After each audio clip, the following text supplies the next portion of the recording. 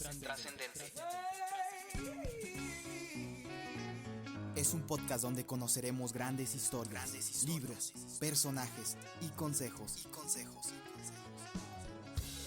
que sirven para esta vida y nos facilitan la llegada a la otra.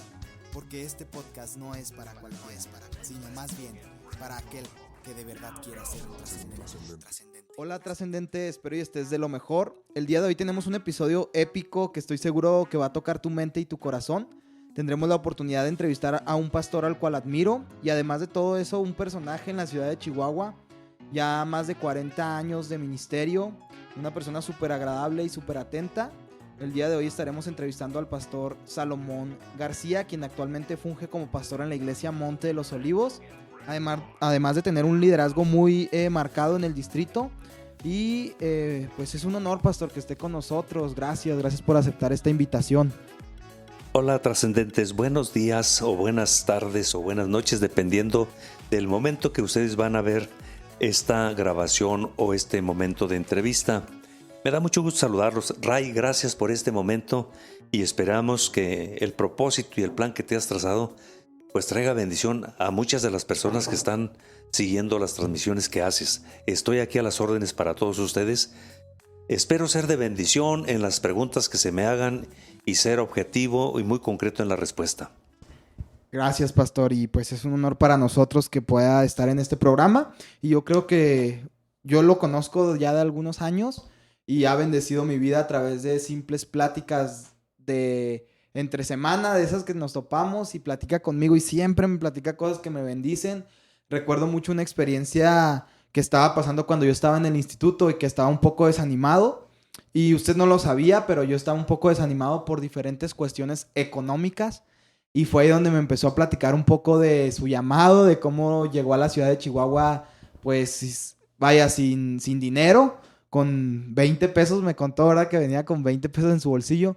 Y eso para mí fue una enorme bendición. Ojalá y también para ustedes sepan recibir lo que viene de parte de Dios, que estoy seguro que las palabras de nuestro pastor o del pastor Salomón van a ser de bendición para tu vida. Lo primero que me gustaría, pastor, es que nos platicara un poco sobre quién es Salomón García. Tanto de dónde viene, acerca de su testimonio, cómo le llamó el Señor, cómo llegó a la ciudad, cómo comenzó su ministerio, lo que usted guste de todo ese tema general que le di, que nos platicara un poco de esto para que la audiencia conozcan y sepan un poco de quién es usted. Soy originario de Michoacán, de un pequeño pueblo que se llama La Puerta de Jaripitiro. Soy hijo de un campesino. No soy nada relevante en ningún aspecto. Solo la gracia de Dios que nos apartó para su ministerio y la gracia de Dios que en algunos momentos nos hace gente especial para las personas que nos escuchan y nos siguen. Dios es el dueño de nuestras vidas y el que nos ha ayudado para hacer bendición. Yo soy tercera generación porque mis abuelos por parte de mamá, por parte de papá y mis papás son cristianos. Por eso digo que soy tercera generación. Pero como el evangelio no se hereda, cuando yo entré a la pubertad o a la adolescencia, parece como si hubiera abierto los ojos en otro universo, en otro mundo. Me empezó a llamar la atención todo lo que ve en el mundo. Dejé de ir al templo y me alejé de las cosas espirituales. No conocía a Dios como mi Salvador, pero tenía las bases. A los 15 años regresé a una campaña que estaba ahí en el pueblo. Y en esa campaña ese día Dios me tocó. Recuerdo exactamente la fecha. Fue el 25 de febrero del año de 1972. Ahí fui salvo. Tenía solo 15 años. Y fue una experiencia súper maravillosa. Empecé a caminar en la iglesia y en los caminos de Dios. 1974, yo tenía planes de irme a los Estados Unidos. La situación en mi casa, pues, hijo de un campesino, era muy precaria, sumamente pobre. Y tenía planes ese año del 74 de irme a los Estados Unidos. Ya me habían pasado algunas cosas. Después yo comprobé que era el trato de Dios donde me estaba indicando que yo estaba apartado para ser su siervo, para ser su ministro, para ser predicador, para ser pastor. Una ocasión me pasó con mi pastora. Mientras estaba predicando, el Espíritu Santo, la unción del Espíritu Santo cayó en ella y empezó a predicar con una autoridad y una unción que me sacudía. Esa fue una de las experiencias, pero la otra experiencia, hubo un momento como si yo fuera el que estuve, que sentí como si yo estuviera dentro de la pastora, como si yo fuera el que estuviera predicando. Y lo primero que pensé, caray, pues esto está medio loco, me estoy volviendo loco, ¿qué me está pasando? Otra ocasión llegó un predicador de fuera, un evangelista de una unción preciosa. Y yo lo estaba usando bien fuerte y me pasó lo mismo. Sentí como si fuera el evangelista. Pero eso yo lo comprobé hasta después, cuando ya platiqué con mi pastor. A dos de mis amigos, a Moisés y a Elías García, Dios los llamó a través de un mensaje de profecía. Y yo estaba esperando que eso sucediera, pero como no sucedía, finalmente me acerqué a platicar con mi pastor y me dijo, Dios llama de diferentes formas. Me comentó como dos experiencias de los hombres de la Biblia, a quienes Dios apartó y llamó. Uno de ellos fue Pablo y el otro fue Moisés. Y dije, sí, pues de veras Dios llama de diferentes formas. Y el 74 que yo tenía planes de irme hasta los Estados Unidos para ayudarme económicamente y ayudar a mis viejos, a mi papá, terminé en el Instituto Bíblico en agosto del 74. Al Instituto Bíblico, pues mis padres estaban muy estirados económicamente. Llegué con 50 pesos. Wow. Eso era la inscripción. No traía para pagar los libros y no traía para pagar las colegiaturas. Nos llama el director para entrevistarnos y ya después de que nos entrevistó nos dijo, bienvenidos. Y una de las preguntas que nos hizo, ¿quién va a pagar su colegiatura? Alguien ya nos había orientado, alguien que había salido, hacía como 7 o 10 años que había salido de la escuela. Nos dijo, cuando les pregunten cómo van a pagar su colegiatura, díganle que van por fe. Y recuerdo que le contestamos en coro los 3 muchachos que veníamos de la misma iglesia ya de la Puerta de Jaripitiro. Venimos por fe. Y el director se nos quedó viendo y nos dice, ¿por fe o por feos? Y ahí yo levanté 2 dedos y le dije, pues por las 2 cosas, pero aquí estamos. No, dice, vienen bien recomendados, bienvenidos. El director se la jugó, creyó en nosotros. Yo pagué mi colegiatura hasta que gradué. Era abril de 1977 y se acercó un pastor. Y me dice, ¿cuánto debes de tu colegiatura? Le digo, los 3 años. Y me dice, Dios puso en mi corazón pagarte los 3 años. Y ese pastor, yo estaba visitando una misión con él. Y me dice, esto no significa porque me había invitado que cuando graduara, si quería quedarme con él a colaborar, pero que orara. Dice, esto que Dios puso en mi corazón, que haga contigo y te pague tu cuenta, no significa que tienes que colaborar conmigo. Esto es punto y aparte, esto es algo que Dios trató conmigo. Entonces así gradué y 1 año con 8 meses fue muy difícil, muy precario para mí. Sumamente difícil. Recuerdo que en esos años precarios y difíciles, muy estirados en lo económico, una ocasión yo prediqué y por fe hice una declaración que ni siquiera la tenía escrita en el mensaje. Dije, no hay mejor patrón que Dios. Y a los pastores que se dedican a servirle a Dios y que son honestos y responsables, Dios siempre los va a prosperar y los va a honrar. Y yo estaba viviendo en una escasez económica como no tienen ni idea. Y hoy, después de ese desierto, yo estoy muy bien económicamente. Súper bien. Cuando yo llegué a la escuela bíblica, me pegó la añoranza. Empecé a extrañar mi pueblo. No, pues en ese tiempo, ¿qué Google Maps ni qué nada? No había nada de la tecnología de ahora. Fui a los mapas, fui a un libro a buscar mi pueblo, la Puerta de Jaripitiro, en los mapas. Y a ver la ubicación donde quedaba, nunca lo encontré porque no estaba registrado en los mapas. Es un pueblito, 3,000 habitantes. Y cuando yo vi eso dije, ¿qué pueblo tan pequeño en el que yo vivo que ni siquiera está en los mapas? Pero en ese momento vino la voz del Señor y me dijo, pero yo sí sabía dónde está ese pueblo. Qué increíble. Y yo sí sabía dónde estabas tú. Y hasta ahí fui a tratar contigo, a salvarte, aunque eres 3ª generación, y apartarte para la obra del ministerio. Yo estoy contigo.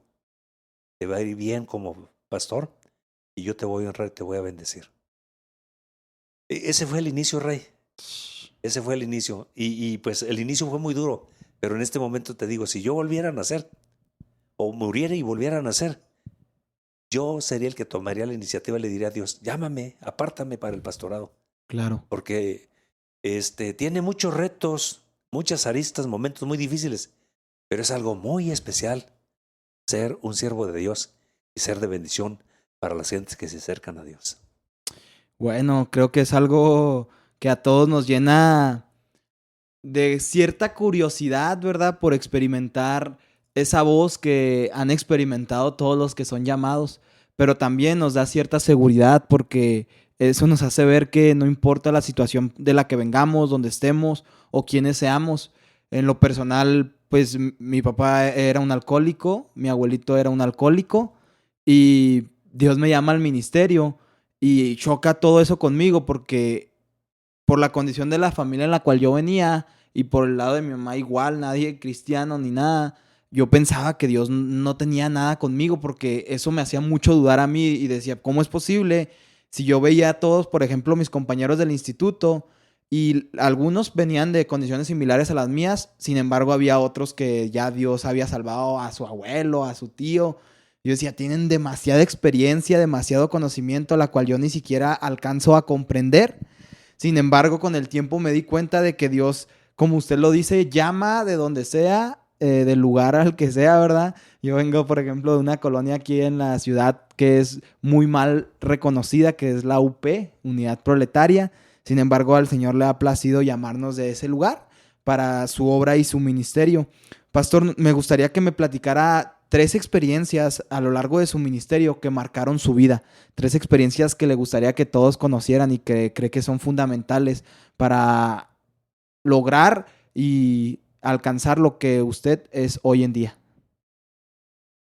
La primera experiencia que yo les comparto, los movimientos que yo he hecho de una ciudad a otra o de una iglesia a otra, siempre lo he hecho buscando la dirección del Señor. Nunca por intereses económicos.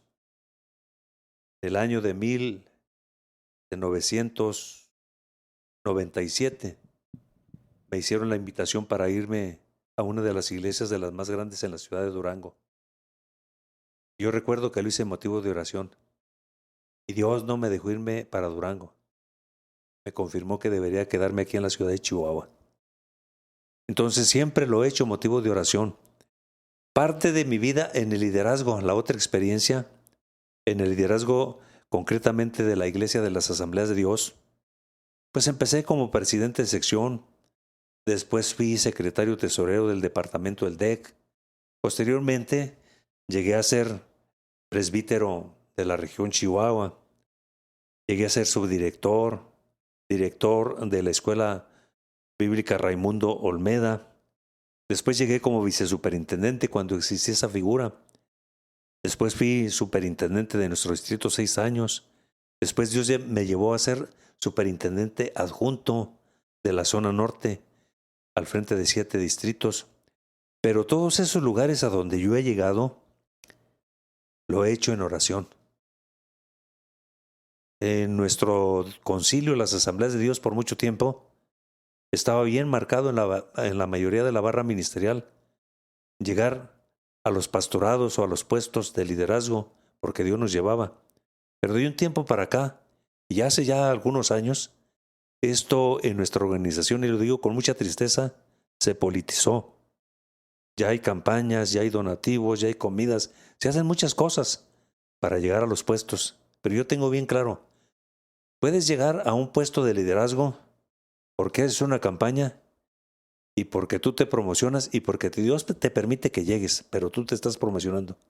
Pero puedes llegar a los puestos de liderazgo donde vas a servir a tu generación, a tus consiervos, porque Dios te lleva, sin promocionarte, sin hacer campaña. Y eso para mí es lo más honorífico. Alguna ocasión yo me resistí y renuncié a ello. Dios me llevó en un proceso donde entendí bien cuando Dios le dijo a Abraham, sacrifícame a tu hijo Isaac, a tu único hijo a quien amas. Y de donde vivía Abraham al monte Moría se hacían 3 días. Leí la nota, 3 días lo trajo en su mente y en su corazón, emocionalmente sacrificado, aunque no lo mató, porque Dios intervino. A mí me metió en procesos de esos el Señor.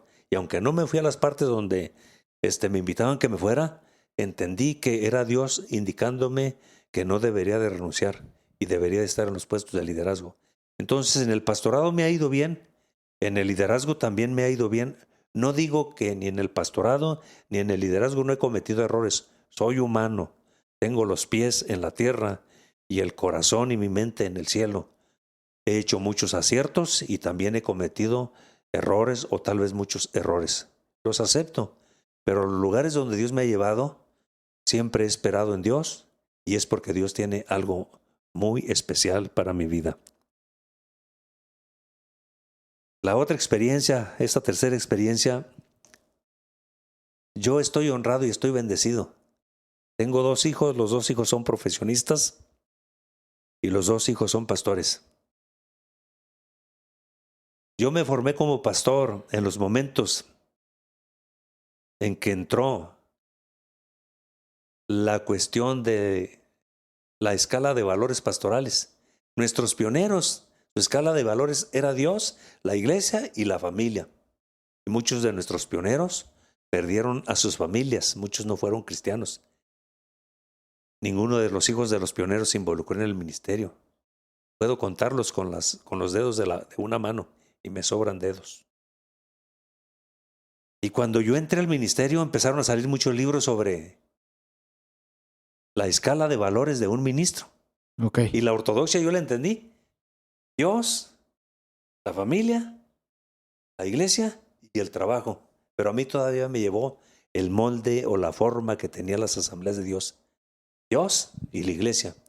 Cuando Dios aparta a Omar para el ministerio, Omar ya había graduado de su carrera como profesional, licenciado en diseño gráfico. Sí. Omar es su hijo, para Omar los que no sepan. Él está también sirviendo como ministro, como pastor, ¿verdad? En la iglesia en Mazatlán. Para los que no conozcan, ponerlos un poco en el contexto. Entonces, Omar un día invita al líder aquí de alabanza y de los jóvenes, Abraham Lucero Jr. Lo invita a tomarse un café y en el café le dice Omar a Abraham, tengo el llamamiento para ser pastor, pero yo quiero ser un papá normal. Y Omar le empezó a oír al llamamiento y se fue con planes de estar en los Estados Unidos y trabajar allá, huyéndole el llamamiento. Y Dios lo regresó del Paso. Entonces un día estamos en casa, yo llegué a comer y llega Omar, eran las 2 de la tarde y pone algo en una barra que tenemos ahí donde comemos, en una isla que tenemos ahí. Dice, papá, ya no aguanto más. Si en este momento yo puedo entrar a una escuela bíblica, era enero. En este momento entro. Ya no quiero pelear más con Dios.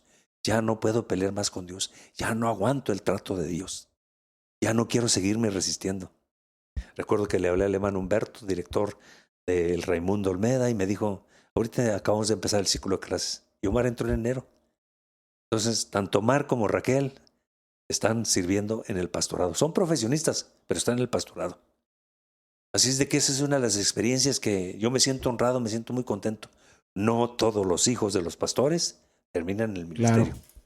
Claro. Sí, eso es un verdadero honor, porque yo creo que ha de ser sumamente difícil para un pastor predicar y abrazar los domingos a cientos de personas y que por otro lado sus hijos se estén perdiendo y se sientan sin el cariño de su papá, mientras el cariño de su papá lo tienen otras personas, ¿no? Diferentes personas de la iglesia. Recuerdo que me platicaron una historia referente a Raimundo Olmeda, quien fue otro pastor muy respetado en la ciudad de Chihuahua, el cual cuando falleció, pues todos lo querían como en las iglesias porque fue uno de los pioneros aquí de las Asambleas de Dios en Chihuahua.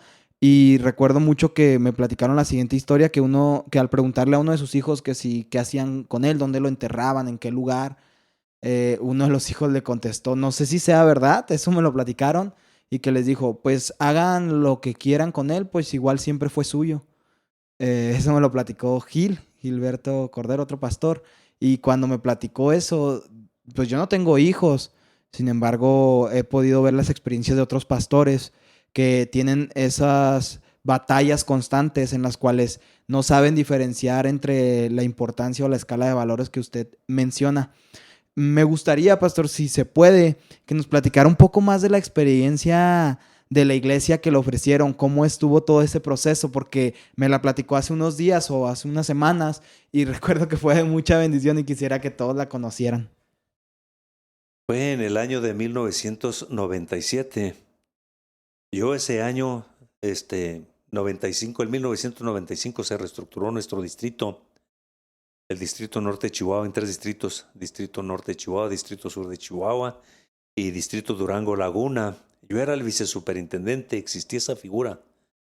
Y yo en ese momento hice un trato con Dios. Había la posibilidad de que yo me quedara como líder aquí del distrito, tal vez el primer nombramiento de superintendente. Lo digo con toda sencillez y humildad. Pero yo puse un vellón con Dios. Le dije, si no traigo las 2/3 partes en la primera votación, yo me retiro. Y me retiré. Recuerdo que había compañeros, amigos míos, que estaban en la mesa escrutadora donde contaron las balotas, donde yo era uno de los candidatos.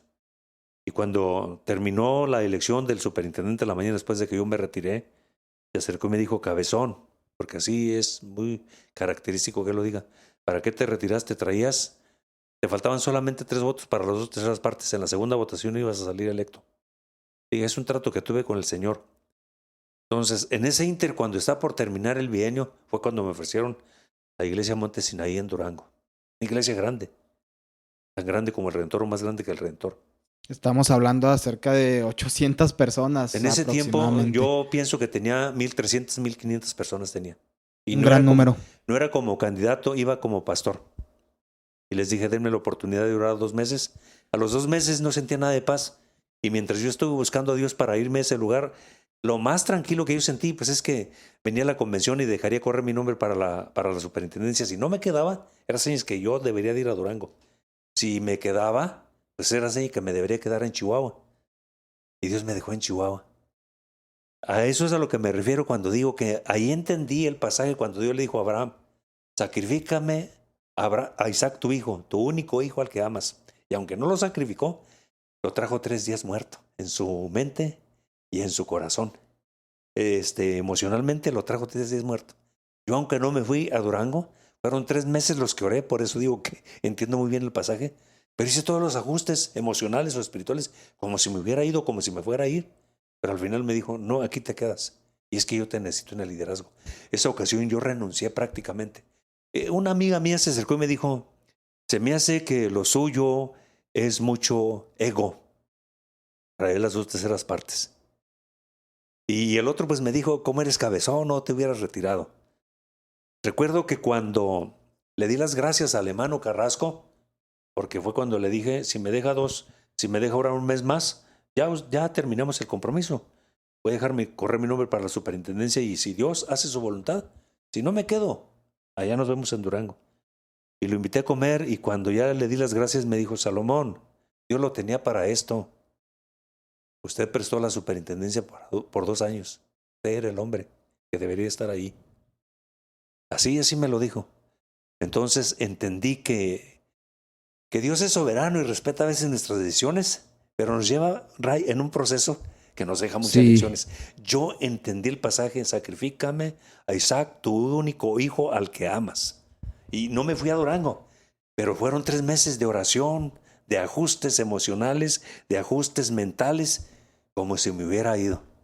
Y el día que Dios me indicó que me quedaba, pues vino otra vez la tranquilidad y vino la confirmación por muchas otras personas que Dios me tenía para el liderazgo y que me tenía para estar de pastor aquí y en el liderazgo.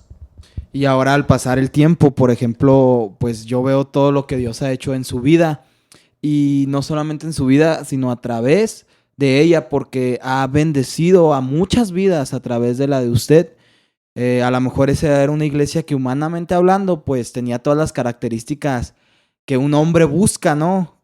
Buenas ofrendas, buenos diezmos, buena economía, popularidad, fama, todas las características que hoy en día un joven o un ministro de cualquier edad quiere, porque muchos ministros eso es lo que buscan. Ahora con las redes sociales pues nos hemos dado cuenta de ello. Sin embargo, usted se dejó guiar no por su mente, sino por lo que Dios quería, y eso ha traído muchos beneficios. Y al menos yo no me imagino, o muchas cosas en la ciudad de Chihuahua hubieran cambiado si usted no hubiera estado aquí durante este tiempo.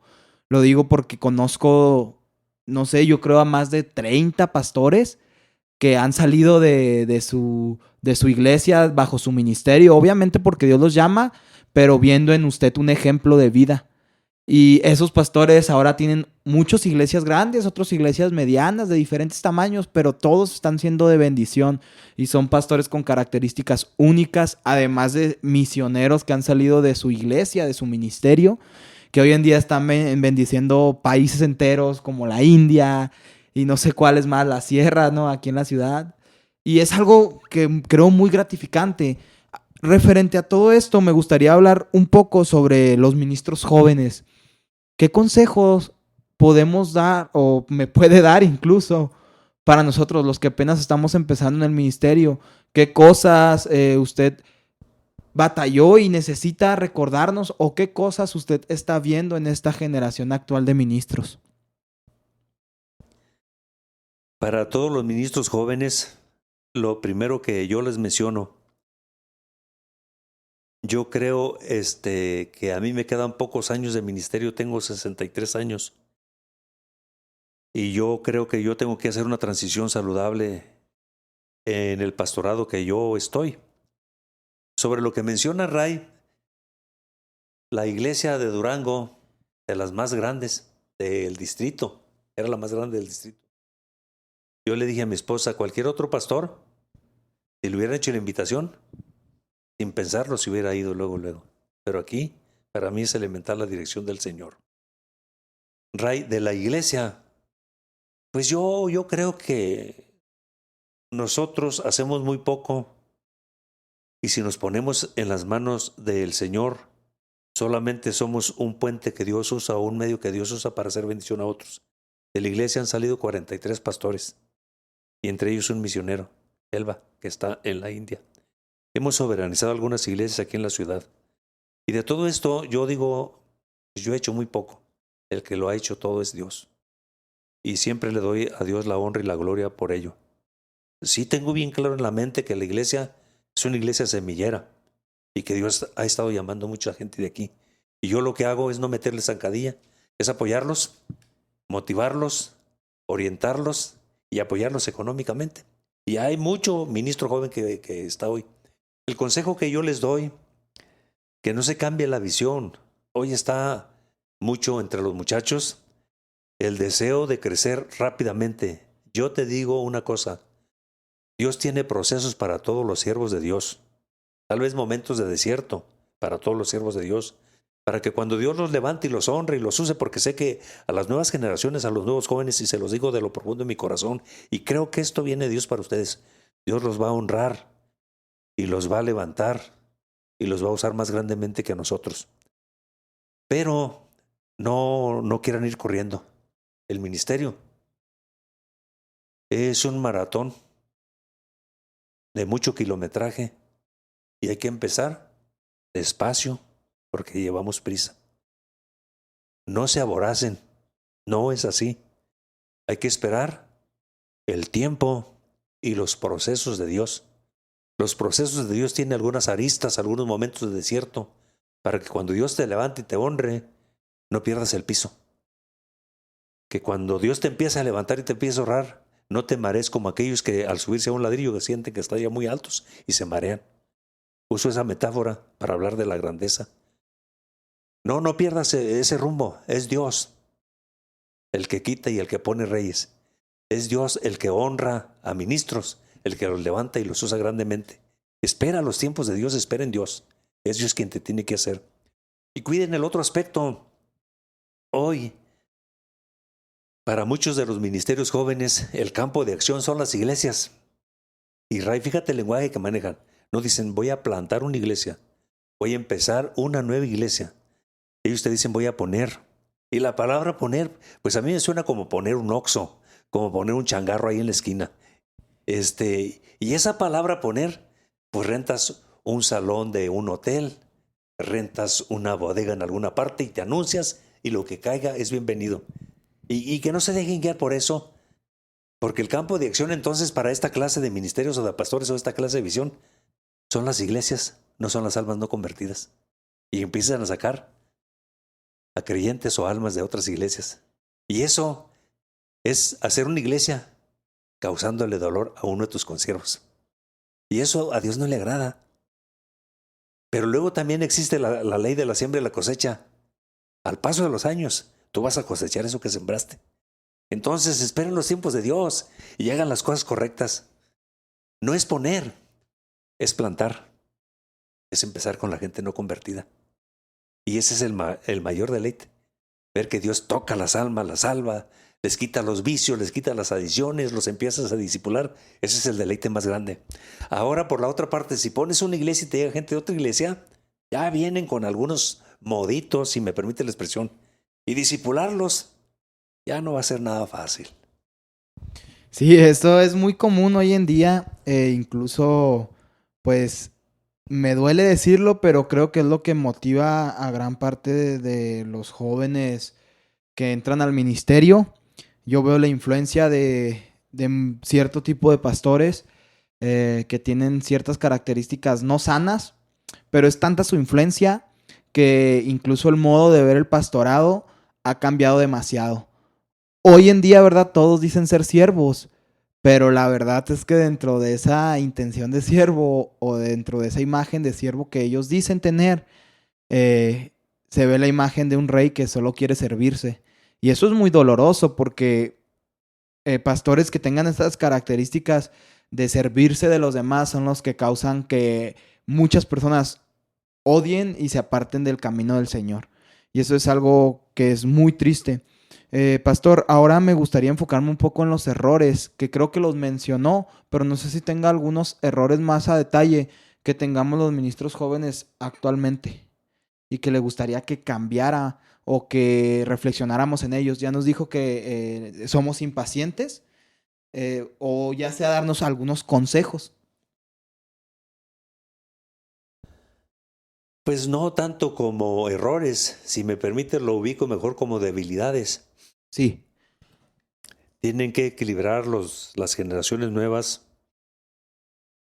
su tiempo de las redes sociales con su vida de preparación ministerial y con su vida devocional. Tienen que equilibrar esa parte. Las redes sociales a las nuevas generaciones, desde los X para acá, que estamos hablando más o menos de los 1960, 1980, los millennials, que estamos hablando de 1980 al 2000, y los zillennials, que estamos hablando del 2000 al 2020 más o menos, las redes sociales les absorben mucho tiempo. Entonces, esa debilidad, muchachos, nada más eso pienso mencionar. Equilíbrenla con la preparación de sus notas, de sus sermones, con el tiempo que dedican a preparar las enseñanzas que ustedes tienen que compartirle a sus iglesias, a sus nuevas generaciones o a su generación. Los sermones, refuércenlos con buena enseñanza y con una vida devocional profunda. Entonces tienen que equilibrar las redes sociales con la preparación de sus notas y con su vida devocional. Tienen que cuidar eso. En nuestros tiempos, en el tiempo del hermano Raimundo Olmeda, que ya lo mencionaste hace un momento, que él fue de las generaciones pues de los sometidos, más o menos del 1917 al 1940. Esa generación fue la generación silenciosa o sometidos. Ellos, la iglesia les absorbía todo el tiempo, visitando, aconsejando. Ellos visitaban a todos los creyentes. Tenían una agenda para visitar a todos los creyentes. Yo recuerdo que el hermano Olmeda fragó una frase. No sé si era original de él o se le escuchó otro. Se dedican tanto a la obra del Señor que descuidan al Señor de la obra. Así la fragó, así nos la soltó. Mucho activismo, poca preparación en sus sermones, poca vida devocional. Por eso digo, se dedican tanto a la obra del Señor que se olvidan del Señor de la obra. Entonces, para los muchachos de ahora, que las redes sociales no les absorban el tiempo que le corresponde a la preparación de sus enseñanzas, de sus sermones y de su vida devocional. Solamente esa es una debilidad que tienen que luchar contra ella, tienen que vencerla. Ya sin mencionar en detalle que en las redes sociales hay muchas cosas que dañan el templo del Espíritu Santo. Con un solo clic te metes a terrenos que te van a afectar por toda tu vida, o que van a afectar tu mente y que van a afectar el templo del Espíritu Santo por toda tu vida. Me refiero a la parte débil del área sexual. Dijo el hermano Dámaso Ríos alguna ocasión: los peligros de todos los hombres y en todos los niveles, dice, es la lana, la dama y la fama. Entonces, de alguna manera ahorita las redes sociales, con un solo clic, si los muchachos no tienen cuidado, se pueden enredar en la pornografía. Y eso les va a afectar y les va a minar mucho su vida ministerial. Y finalmente van a terminar afectando su relación matrimonial, su relación como ministros y la iglesia. Entonces, es una de las debilidades que tienen que cuidar, no errores, una debilidad que tienen que cuidar. Cierto, y creo que mencionando acerca de las redes sociales, es bien fuerte saber que la excusa número 1 dentro de los jóvenes es: no tengo tiempo.